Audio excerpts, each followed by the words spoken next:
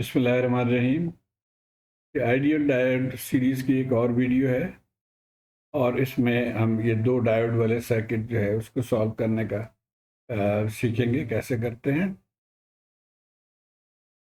और ये भी जो है ना जिम स्टाइल की उसमें स्लाइड से मैंने लिया है, university of Kansas, thanks to him.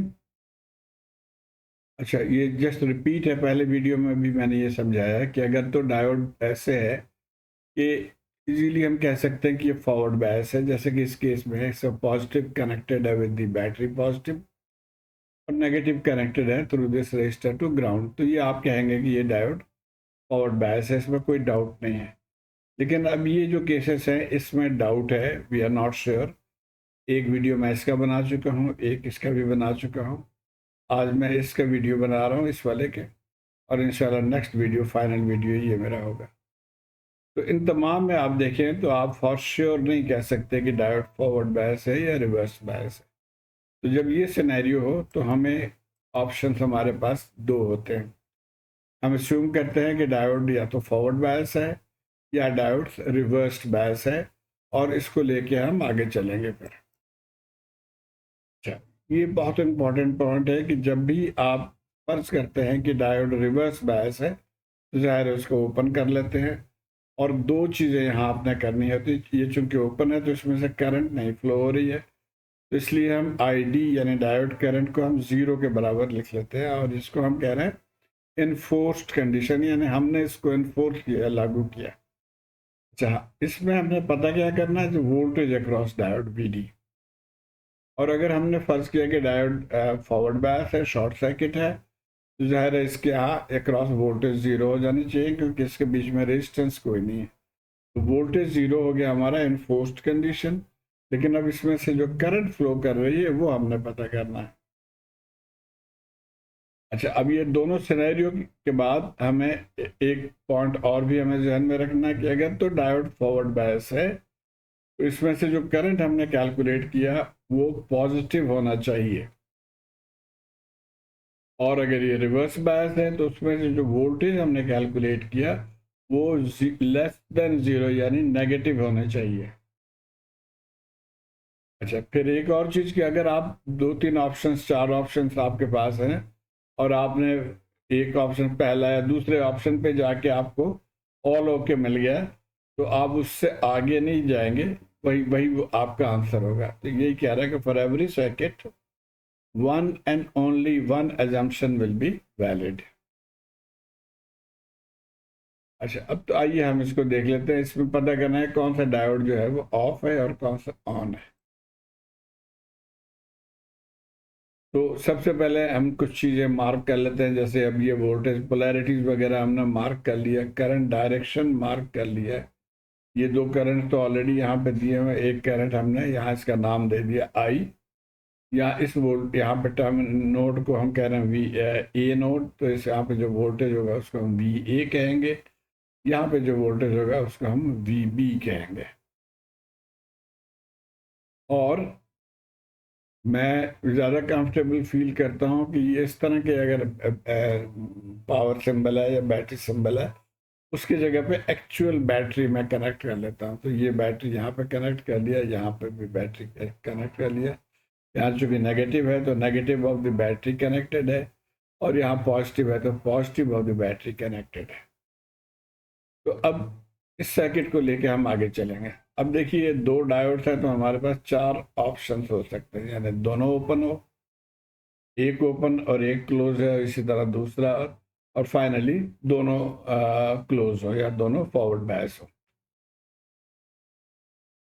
और इनको हम नाम दे रहे हैं एजम्पशन 1, एजम्पशन 2, 3, 4। तो हम पहले एजम्पशन को ले लेते हैं, उसमें है कि दोनों ही ऑफ है, तो इनको हमने ऑफ कर दिया, ओपन कर दिया, और बाकी सर्किट उसी तरह है। अब जैसे मैंने बताया कि अगर जब ऑफ होगा तो आपके लिए इम्पॉर्टेंट क्या चीज़ है कि यहाँ से तो करंट नहीं फ्लो करेगी, ना इसमें से करंट फ्लो करेगी, तो करंट तो ज़ीरो है, लेकिन हमने वोल्टेज मालूम करना है। तो इसको दोबारा हम इसको देख लेते हैं।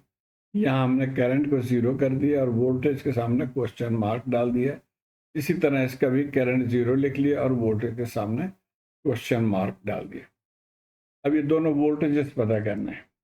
आइए हम पहले तो ये देख लेते हैं कि वी ए की वैल्यू क्या है। सिंस आई इज ज़ीरो, अब आई कैसे ज़ीरो हो गया कि यहाँ से करंट फ्लो करने का रास्ता नहीं है, कहीं से नहीं फ्लो कर सकती, तो इसलिए करंट ज़ीरो है।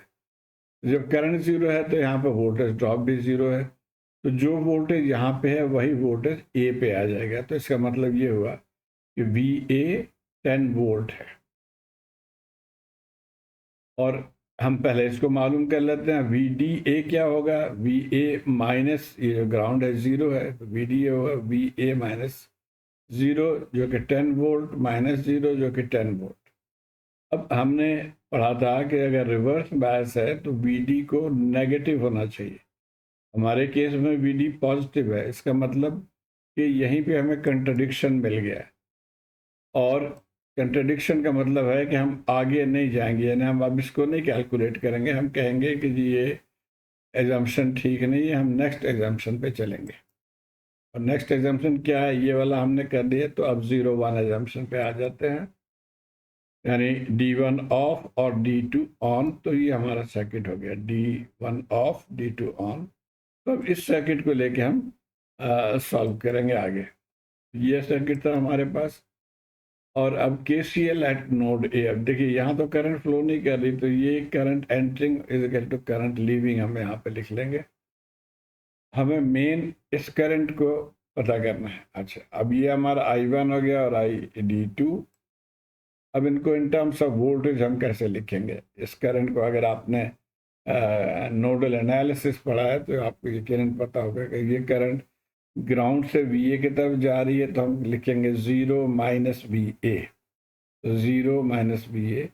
और बैटरी की करंट अगर हमारे करंट के डायरेक्शन में ही हो, यानी यहाँ से भी करंट निकल रही है, तो इस बैटरी को हम पॉजिटिव लिख लेते हैं, यानी पॉजिटिव 10 डिवाइडेड बाई रेजिस्टेंस। तो ये आ गया। इसी तरह अब ये दूसरे सर्किट को भी हम ले लेते हैं। अब 0 से हम ग्राउंड की तरफ जा रहे हैं, तो VA से हम ग्राउंड की तरफ जा रहे हैं, तो VA माइनस 0। और इस बैटरी का भी, इसकी करंट डायरेक्शन भी ऊपर से नीचे ही है, तो इसको हम प्लस लिख लेंगे और डिवाइडेड बाई 5K।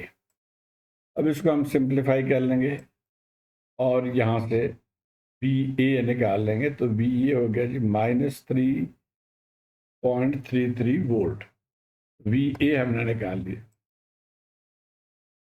अब VD1, ये VD1 हमें पता करना है, तो यहाँ पे -33 है और इधर 0 है, तो VA माइनस 0 यानी -33 माइनस 0 इज इक्वल टू -33। तो अब ये हमने देखा था कि जो रिवर्स बायस के लिए VD has to be less than 0, यानी नेगेटिव। हमारे यहाँ भी VD नेगेटिव है, तो इसका मतलब इस सर्किट के एजम्पशन तो ये ठीक है, यानी D1 is of is valid. अब हम आ जाते हैं दूसरे पे। दूसरे पे अब ID2 का ये हमारा इक्वेशन था, इसी इक्वेशन को हम लेके चलेंगे। VA अब हमने मालूम कर लिया, तो उसको पुट कर देंगे यहाँ पे। VA वैल्यू पुट करके, और यहाँ से करंट आ गया जी 1.33 मिली एम्पेयर। दिस करंट जो कि डायोड में से गुजर रही है करंट। और हमने कहा कि अगर डायोड फॉरवर्ड बायस हो तो उसकी करंट जो है वो पॉजिटिव होना चाहिए, ग्रेटर देन 0। तो हमारे इस केस में भी इट इज़ ग्रेटर देन 0। इसका मतलब ये हमारा सेकंड एजम्पशन या फॉरवर्ड बायस वाला एजम्पशन जो है D2 का, वो भी सही है। तो D2 ऑन इज वैलिड। तो अब ये दोनों वैलिड हो गए। इसका मतलब हमारा एजम्पशन 2 जो है वो सही है। और हमने ये भी पढ़ा था कि अगर एक एजम्पशन सही हो जाए, one and only one assumption will be valid. तो इसका मतलब यही हमारा आंसर होना चाहिए। और आंसर में हम क्या लिखेंगे? The assumption 2 is correct, that is D1 is off, ये off, and D2 is on. तो ये सही सोल्यूशन है। अब जब आप, अगर एग्ज़ाम वगैरह में आपको आता है तो इससे आगे करने की ज़रूरत नहीं है।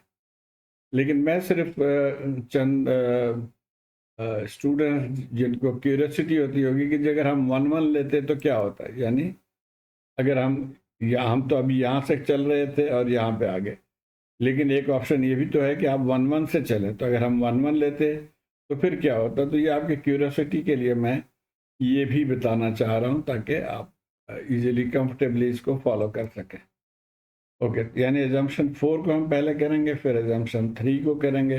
अगर ये दोनों इनवैलिड हों तो जाहिर है एजम्पशन 2 तो हमारा वैलिड था ही, तो हम वहाँ पे आ जाएंगे।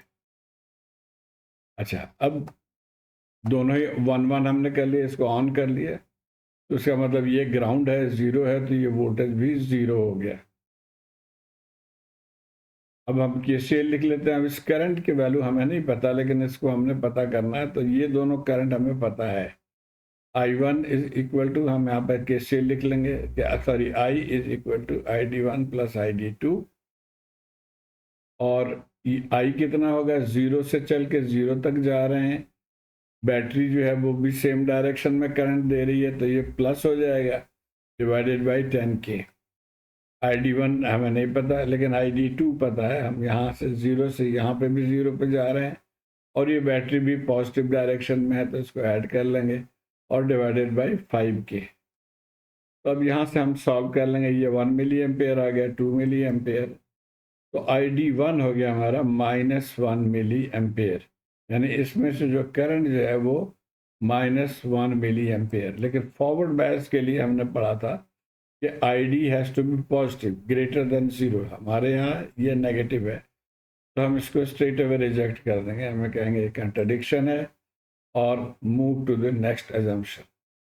अब नेक्स्ट एजम्पशन क्या हुआ, हमने ये कर दिया, अब हमें ये एजम्पशन 1 0 उसको भी देख लेते हैं।